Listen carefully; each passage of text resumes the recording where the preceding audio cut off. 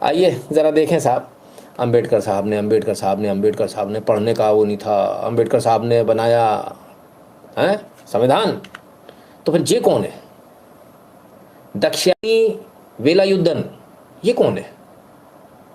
आपको तो पता भी नहीं होगा। संविधान सभा की सदस्य दलित महिला जिन्होंने किया था अंबेडकर की आरक्षण पॉलिसी का विरोध, संविधान सभा की सदस्य रही हैं ये।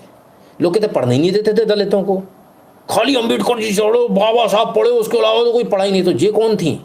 ये कैसे पढ़ के आ गई यहाँ तक? समझा तो दो। 28 अगस्त 1947 संविधान सभा में दाक्षायणी की स्पीच, ये रही स्पीच अंग्रेजी में। ओहो। और अंबेडकर जी उस समय हाउस में से गायब हो गए थे। तो कहती हैं, I think doctor Ambedkar was wise enough to be absent on the occasion because he knew that this is not going to be carried in the assembly today or any day. चलिए साहब, तो अंग्रेजी में स्पीच दे डाली। पढ़ने नहीं देते थे दलित, कान में शीशा डाल देते थे। सिर्फ अंबेडकर पढ़े, कोई दूसरा नहीं पढ़ा। दाक्षायणी कौन है? ये तुम्हारी असल हीरो है, तुम्हें पता ही नहीं है। तुम भगवान जाने किन किन फर्जी किताबों में से एक फर्जी हीरोज को ले लेके घूम रहे हो।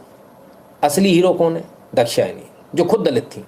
और उन्होंने उस समय कहा था कि कोई भेदभाव नहीं है, लेकिन आरक्षण भेदभाव ऐसा पैदा कर देगा जो आने वाली नस्लें मिटा नहीं पाएंगी। ये आप गलत कर रहे हो, ये पूर्णतः गलत है। और आरक्षण देना ही है तो जिसको ज़रूरत है उसको दो, यानी आर्थिक आधार पर दे दो। ये आप जो दरार डाल रहे हो हिंदुओं के बीच में, ये बहुत गलत है। ये मैं नहीं कर रहा, दाक्षायणी ने कहा था। सुनिए जरा, पढ़िए, इतिहास को देखिए, खंगालिए। अंबेडकर जी का तो विरोध कर दिया था उन्होंने, अब कैसे काम बनेगा?